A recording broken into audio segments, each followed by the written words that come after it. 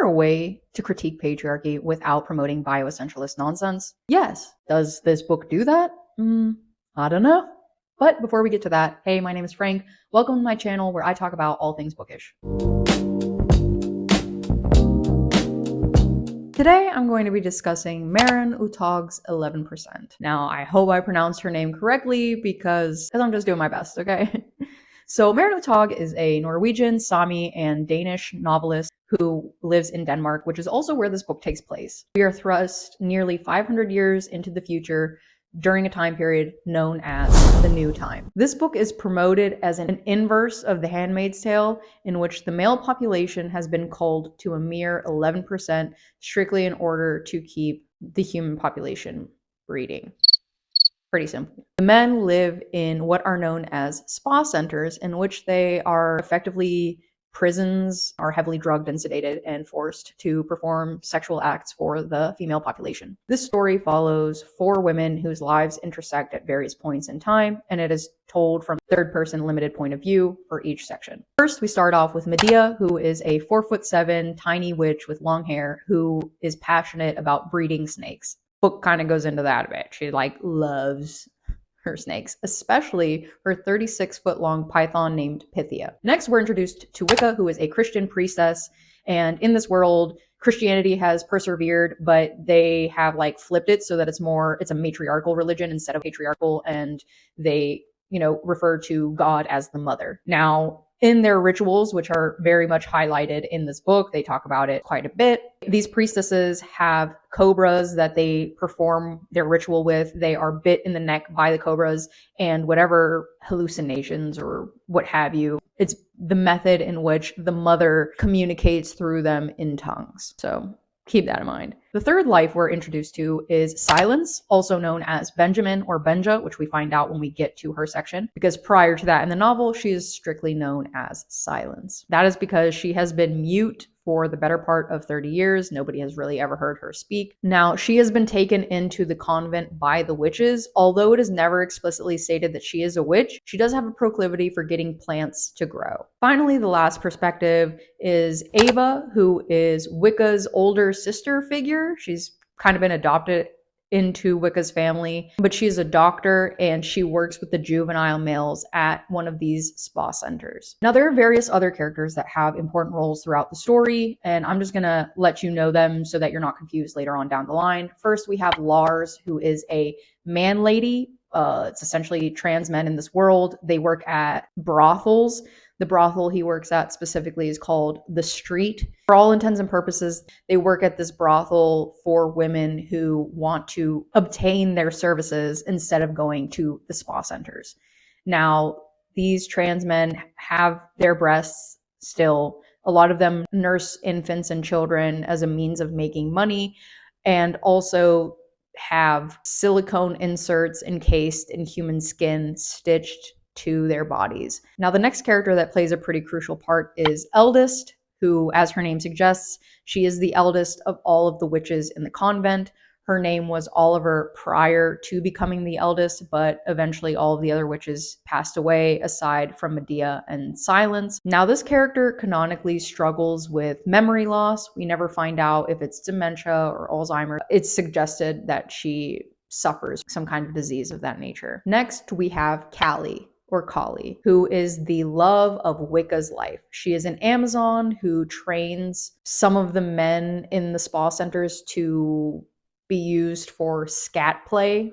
So do with that what you will. She is also the mother of the male child that Medea, Silence, and Eldest end up raising for the last 7 years. Now, this book is mostly character backstories with a very loose plot. I am going to explain the timeline of events linearly because they are not explained to us that way in the book. It is very much back and forth, and I'm going to get to that later on.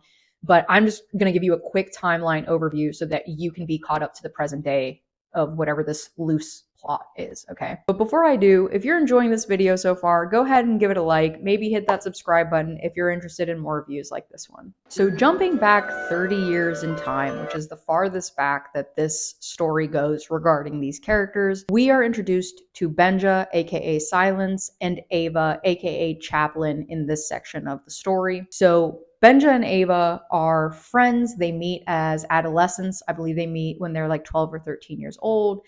They are really enjoying each other's company. They meet each other in the slums, and ever since then, they're pretty inseparable until one day they sneak into a greenhouse near one of the Christian churches, and Ava falls into the pond, exposing her genitals to Benja.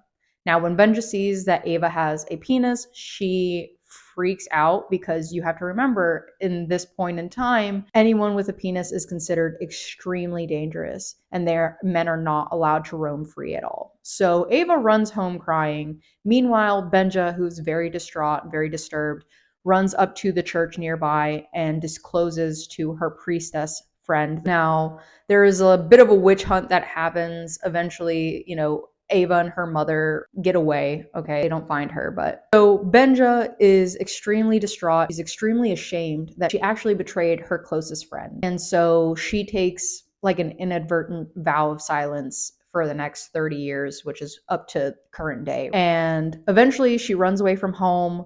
She ends up back in the slums where the convent of witches is. An eldest who finds her decides to take her in when she's just 15 or so. And ever since then, she's been living at the convent with them. Now, in the meantime, after Ava runs back home to tell her mother of what just happened, her mother, who has been studying for years trying to figure out how to perform bottom surgery for Ava and remove her penis, finally tells her that she has figured it out. And after they run away and get to their new location, Ava's mother does perform bottom surgery for her. Now, trigger warning, if you're squeamish, this book, it does kind of touch on, there's, fecal matter, there's menstrual blood, there's regular blood, there's all kinds of stuff that goes on in this book that this might not be for you. But moving on. Now with Ava's character, after her mother performs her bottom surgery for her, her mother falls into a weird depression, walks out into the Danish winter and just dies. So now Ava, around 15 years old, is left alone. She gets taken in by Wisteria, who is Wicca's mother, actually, while she was pregnant with Wicca. So this is how she becomes adopted into the family and becomes sort of like an older sister figure to Wicca. Now, Wicca grows up. She falls in love with Callie, who is an Amazon, like I said, who trains men at the center for scat play. And it's, whatever, teach their own, right? Okay. Whatever. Moving back. So they fall in love.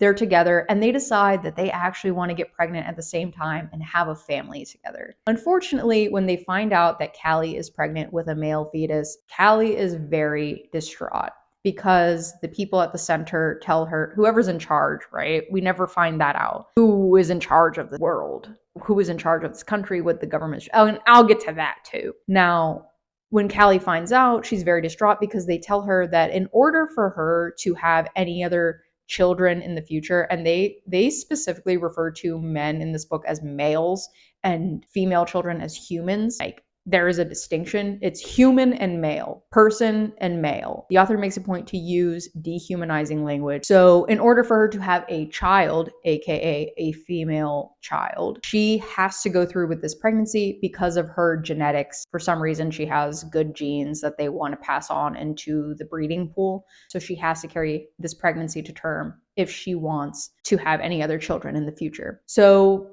the two women proceed with their mutual pregnancies, and in their third trimester, in the 9th month, Callie kind of wakes up and just freaks out one day. She writes a note to Wicca and is like, hey girl, good luck with your kid. I'm dipping out. I can't do this anymore. We never find out why Callie does this, okay? We never find out what that situation is about. All that we know is she just leaves Wicca at the end of their pregnancy. So Callie runs away and goes to the street to meet Lars because over time they have become very good friends, and Callie is going into labor. She's looking for Lars. He's unfortunately not home or doesn't answer the door, and she stumbles into the witches' convent nearby. Eventually, Medea, Silence, and Eldest help Callie give birth, but she does die because while Medea is in the shit, right, she's like in it trying to like help Callie give birth, she tells Eldest, who for some reason this is the day that Eldest's memory begins to fail her and her mind is kind of going kaput. So Medea asks Eldest, hey, run down to where I keep all my snake venom, because remember, Medea the witch breeds snakes, okay? And she's like, get the bottle with the red dot, not the yellow dot. And Eldest is like, okay. So she runs down, gets the vial, comes back up, hands it to Medea. Medea, who's like covered in blood and all this other stuff, takes it from Eldest and gives it to Callie. And boop, Callie's dead, because guess what Eldest did? She brought up the yellow vial, not the red vial. So Eldest is looking at Medea, and she's like, girl, you just killed that chick. And Medea's like, no, the hell I didn't. You did. You brought me the wrong one. What the hell is wrong? And Eldest is like, it was not me. It was not me. Okay. Weird interaction. I'm not sure why the author put that in there, but I actually almost laughed. I was like, what is happening? So the male child is born. He remains nameless, right, throughout the whole book. He never has a name. So I'm just gonna have to call him the male child, or the child. So the child is born, and Eldest is holding him, and she looks up at Medea, who's like freaking out over Callie's dead body. And Eldest is like, oh my God, it's a boy. And Medea's like, well, shit. So eventually they decide to keep the child. They raise him in secret. Nobody knows he exists. And they feed Callie's corpse to Pythia, the 36-foot long python. And ever since that day, Pythia is sick for the next several years, and Medea can't figure out how to heal her. Now, that was 7 years prior. So 30 years earlier, Benja and Ava do have their situation. Fast forward to Wicca, Callie falling in love, getting pregnant. Callie and Wicca give birth in separate places. Callie dies. Medea, Silence, and Eldest raise the boy. Okay, so now fast forward 7 years to a few months prior to what is present day.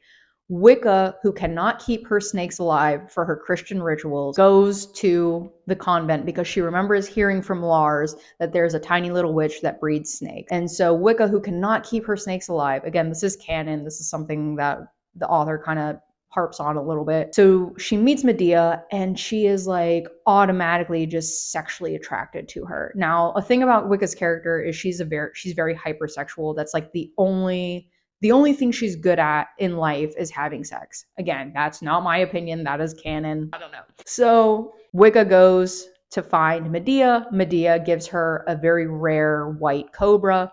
And Wicca's like, oh shit, yes, my mom's going to be so jealous because Valeria and Wicca have some. I'll get to that. So Wicca is like very sexually attracted to Medea, and they end up having a sexual relationship. And now I'm boiling it down simply to a sexual relationship because for Wicca, that's pretty much what it is. Medea is the one that's kind of caught feelings a little bit, Because present day, the plot is this. Medea and Wicca spend a night together. They have a great time. Medea goes home, finds out that Eldest is dead. The boy is missing. She's freaking out. Wicca performs her very first ritual with this white cobra that she had bought from Medea.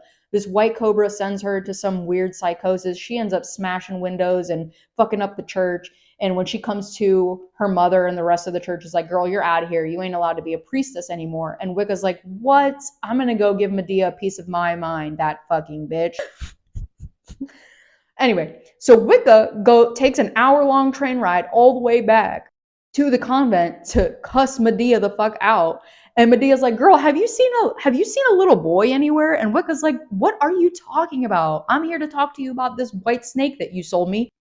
So Wicca ends up leaving after she cusses Medea out, stumbles upon the little boy. Silence, who is like looking for the little boy, ends up finding both of them. They somehow get back to the convent. Wicca's like, I'm about to go call Ava because this boy has a fever and I want to use him in our Easter ritual where they're going to castrate one of the males, right? So Medea's like, no. I need to harvest his blood and semen so I can save my snake Pythia. And Silence is just sitting there silent because she's looking at everybody. She's like, y'all are insane. She's pretty much the only likable character in my opinion. So eventually Wicca escapes because Medea was drugging her and sedating her so that she wouldn't run away, so that Medea would have enough time to harvest the fluids from this little boy. Wicca manages to escape, goes to Ava, who is again the trans woman / doctor / chaplain who was friends with Silence back in the day, right? You remember what I was talking about. So Ava shows up, gives this boy some medicine, sees Benja / Silence freaking out because she's terrified that Benja is going to spill her secret, not knowing that Benja is mute at this point in time. Benja and Ava get a moment alone together. Benja apologizes for betraying her. Ava's like, okay, thank you, girl. I'm glad that we're on the same page about this. And then Ava takes the boy and turns him into the spa center. And there is a moment, this is the end of the book, and there is a moment where she contemplates it, right? Because she's in her mind, she's kind of like comparing. She's like, I was like this boy once. I was terrified. I didn't know that there was something wrong with me, etc., etc. And she's like, maybe I should just put him out of his misery. Maybe I should just kill him instead of turning him into the spa center to live a life as a breeding machine, basically.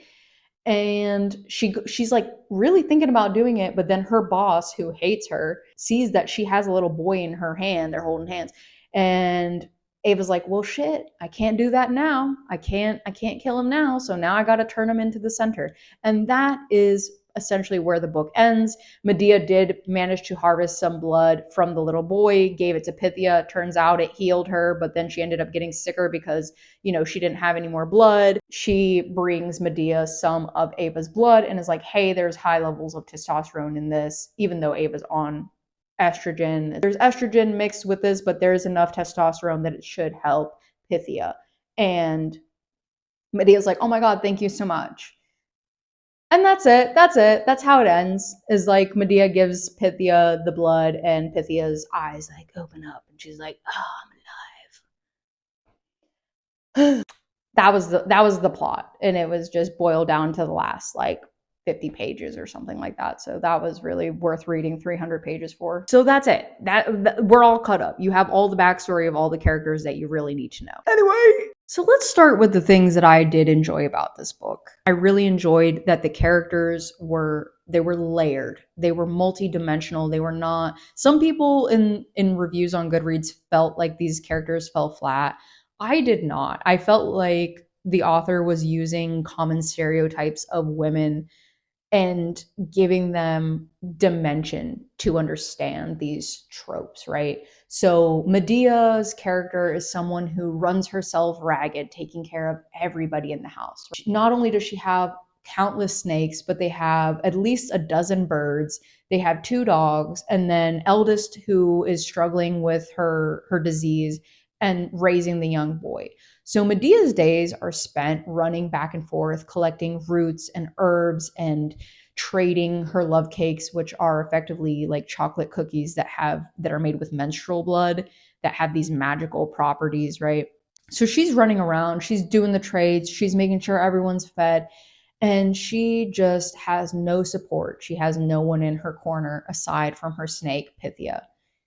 And it does add a dimension to a common trope, like all of the responsibility and weight falling to them to maintain their household. Medea is constantly exhausted, constantly hungry, and she's just doing her best to support the people in her home.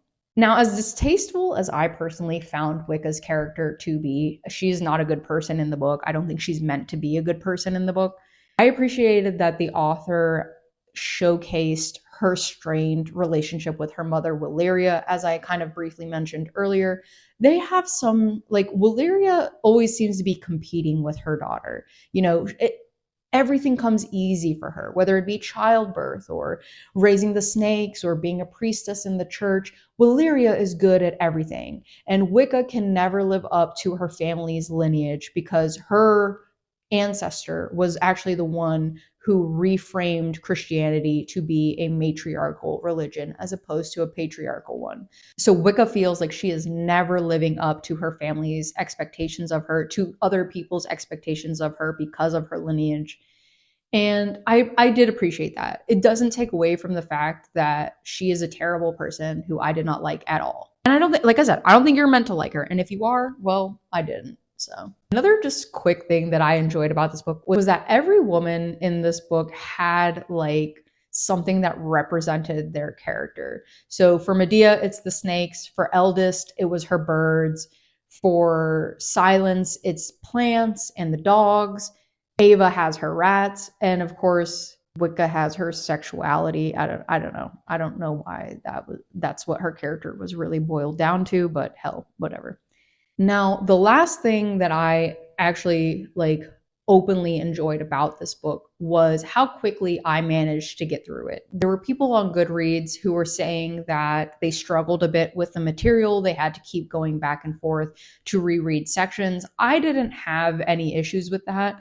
And it's also worth mentioning, because I don't think I've said it yet, this book was originally published in Danish in 2022 and then translated to English and published in 2025, which is the version of the book that I read. So everything I'm going to say for the rest of this video, I need you to keep in mind that my opinions could simply be my opinions because whatever the intention of the author was lost in translation at some point. That's not to say the translator did a bad job or anything. It's just that sometimes when source material is in another language and it's being translated, a lot of the meaning or intention or, little things that will help a reader understand something can sometimes get lost. So I acknowledge that, and I want you to keep that in mind for all of the critiques that I'm about to give you about this book. Now, moving on to the things that I found extremely distasteful. This book was riddled with transphobia and bioessentialist rhetoric. Now, I'm not upset that it existed in this book. I actually can't fathom a dystopian world like this existing without these things being perpetuated. So it's not the fact that they existed.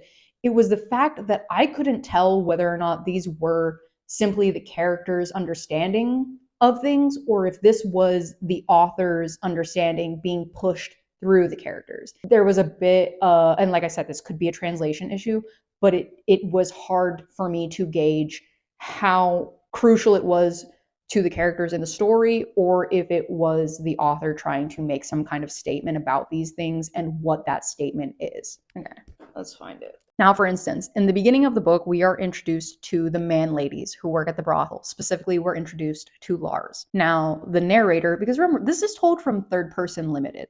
So men at the center didn't even choose when they wanted to wake up or use their voices. Meanwhile, the man ladies on the street were free. But then again, they weren't real men, but women with silicone fakes. That last bit is really what bothers me, because I felt like the author could have easily said something like, oh, but that's how Medea had always understood it anyway. This is third person. Like this is third person limited. So that means that the narrator has a little bit like of leeway to kind of make assumptions or declarations about Medea's feelings. Okay, anyway, now this is again reiterated later on in the book when Kali and Wicca are having a specific conversation about Lars, and they make some similar, I forgot to bookmark it, but they do make some similar kind of comment about like, they're not real men, they're not real men, they're not real men. And they're perpetuating this idea without any clarifier as to whether or not this is we understand that this is how people in the society feel, but we're not led to believe that these ideas are being challenged at all. If anything, these characters are very much going with that. And it feels almost like it's normalizing these ideas as opposed to pushing back on them. And while I understand that theoretically this book was meant to be satirical and the satire could have been lost in translation, I do feel as though a quick throwaway comment about, hey, like this is what the characters think, this is what the world is built off of, would have been clarifying as far as the author's intentions with making these statements. Now, I've said it a couple times already. I said it like 10 seconds ago. This could be a translation issue, and I accept that. But that is my main gripe with this book, is that a lot of these ideas that are being pushed forward, the bioessentialism, this feels like it could either A, be normalizing these ideas, or B, be trying to challenge them, but it's not ever explicitly stated, right? We don't know what the point is of it all. Now, yes, the author wanted to show that dystopian societies are bad and that absolute power corrupts absolutely, and that no matter which gender or sex is in charge of the world, if you base it off of hierarchies, inevitably you're going to have people being oppressed, right? I get that. That was clear. That was a very clear, distinct message that was being pushed in the book. But what was the reasoning behind saying this? She never tells us why. Are you trying to push the idea that bioessentialism is bad? Are you trying to push the idea that feminism is bad? Because these were two things that, like, from both sides of the reviews, people who liked it and people who didn't like it, were getting mixed messages. There was one review I found where somebody actually said, this book is a fantastic example of what happens when feminism, like any other ideology, is pushed too far. That is a great way to state that you have no idea what the fuck feminism is. Because what are we talking? What do you mean feminism is being pushed too far? There's no such thing as pushing the idea that everybody deserves equality regardless of gender being pushed too far. That's what feminism is. Anyway, that I'm not here to talk about that right now. Although it is a big part of what I am trying to say, which is that this author kind of tiptoed around certain things that it felt like maybe she didn't know what she was trying to say. And that leaves things very open-ended for the reader. And when it comes to novels about transphobia, patriarchy, feminism, any of these conversations, these are not things that should be left necessarily open-ended or unclear as to what the book is trying to get at. We deserve to know where this book and kind of where the author stands on these things, and we should be able to tell that through the text. Now, in the reviews, people took away some pretty harmful ideologies, and that was something that really kind of irked me reading through. This reader right here, she proposes the question, she says, I really enjoy the fact that this is asking the question of, does testosterone actually make men more aggressive, or is it just a way for them to avoid accountability? Right. Because men bad, women good, men evil, women good. Like, what are we talking about here, people? What are we talking about here, people? If that's what you got out of this book, then I'm like very scared for the future. Okay. Men have been using the same rhetoric for people who menstruate forever. Is that we're too emotional? Is that because of our hormone fluctuations, we are not dependable? We're too this way or that way, right? When you start using people's biology as a reasoning to excuse certain behaviors, you are just thwarting any kind of actual accountability, which is that these are human-made structures that we have perpetuated through socializing, not biology. Again. Okay. Now, should the author have held our hands through this discourse? No. Should she have approached these topics and discussions with a bit more clarity? In my opinion, yes. I will leave off this point by saying that regardless of whatever the author's intentions were with writing this book, it left both people who liked it and disliked this book very confused as to what this book was trying to say. Okay, people were not sure what they were supposed to be thinking or feeling about this book, and that isn't great when we're having these specific kind of conversations, in my opinion. Now, moving on to a critique that's more centered around the structuring of this book. As I mentioned earlier, there were quite a few people who, while they were reading this, felt very lost, like they had to keep rereading things, and that is because the timeline of this book is a mess. Okay, we start off in the present day, and then we're thrust back 7 years, and then we're taken back to the present, and then 2 days earlier, and then a month earlier, and then 3 weeks earlier, and then last year, and then 7 years ago. And some of these time jumps happen literally within the same chapter. So as a reader, this was all very disorienting. You kind of, by the end of it, have pieced together the timeline fairly well. But as you're reading through it, it is very confusing. At least it was for me. Now, another thing that really bothered me was the fact that this book was mostly character backstories. And I did find out as I was doing more research for this book that it is part of a series. The next book in the series is called 88%. I don't believe it's been translated to English yet. Regardless, this book was really just describing the characters and what they've been through up until this point, their backstory and everything like that, why they make the decisions that they make. And as someone who really enjoys characters being fully fleshed out and diving kind of into the psyches of the characters I'm reading about, I consider this mostly as a positive. Unfortunately, the exposition and the world building, in my opinion, took a huge backseat. And I think if you're going to be writing a dystopian novel, world building is a little essential. We don't know anything about the evolution, which is the revolutionary movement that put women in charge. And we know nothing about it other than that it happened. We don't know anything about the structure of these societies. We don't know who's in charge.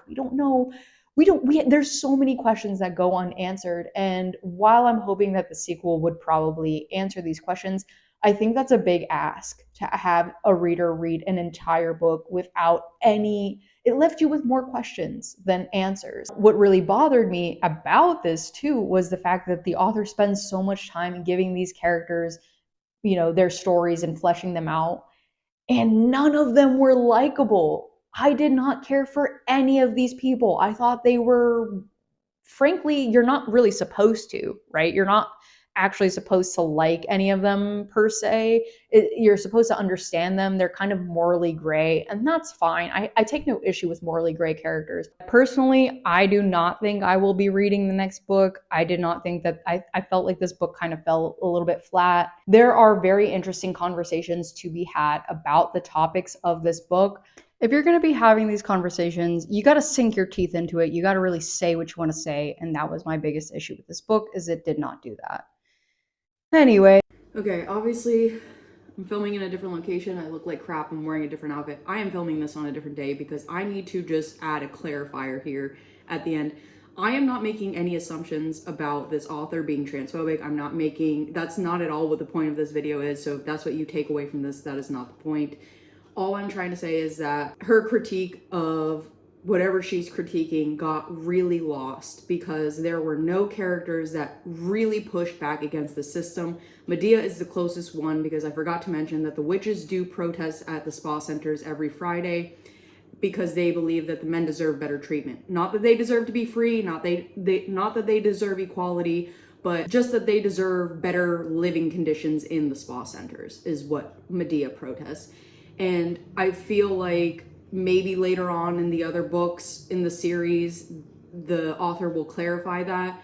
But it would have been nice to have at least one character in this that really did try to dissent against the system, that really went hard in questioning the way that they have structured this new society. And there was none of that, which makes it very difficult for the reader to understand like what the point of it all is. And that is something that I really did not like. That is something that I felt got lost somehow, some way. It didn't land the way that I feel like it should have. And that is overall my critique in a nutshell. If you enjoyed this review of 11%, feel free to hit that like and subscribe button for more reviews like this one. Until next time.